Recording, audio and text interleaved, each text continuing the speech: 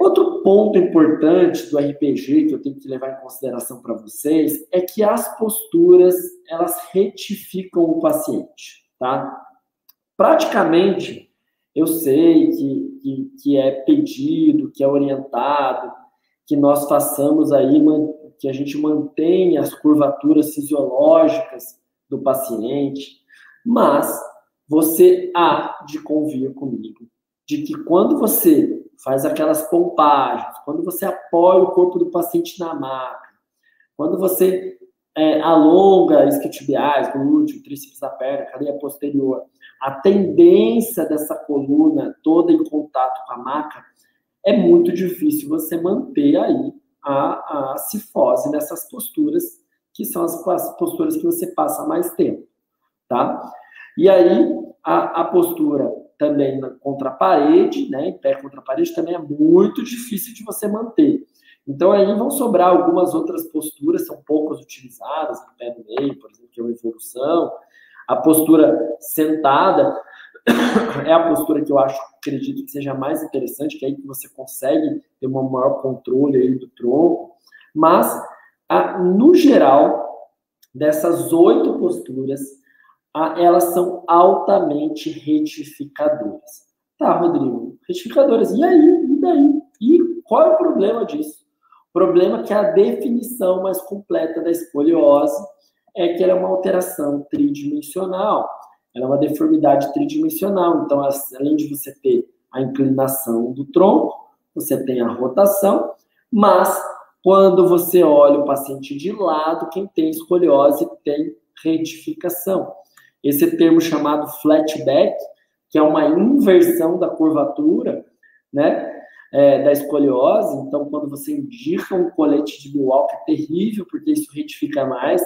Quando você coloca o paciente encostado na maca, como é que você faz um exercício inverso disso no RPG, tá? Esse paciente ele vai precisar fazer um exercício de flexão muito severa para que ele consiga fazer uma flexão, tá? Se você mantiver esse paciente, um paciente que tem essa escoliose, essa inversão clássica, ou mesmo um paciente retificado, você não vai conseguir evitar melhorar essa parte dessa deformidade.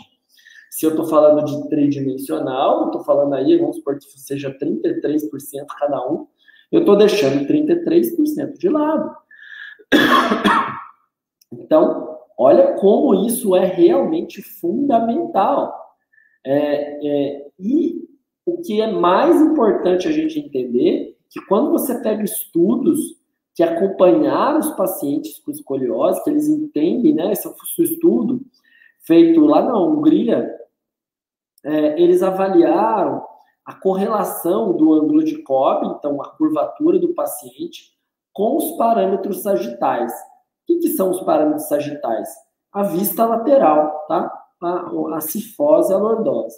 Eles avaliaram por meio de um exame chamado EOS, que eu mostrei para vocês na outra aula, que é um exame tridimensional, tá? De pacientes com escoliose idiopática adolescente lá na Hungria. Eles avaliaram tanto em 2D quanto 3D, 458 casos com pacientes com escoliose e 69 controle. O que eles viram?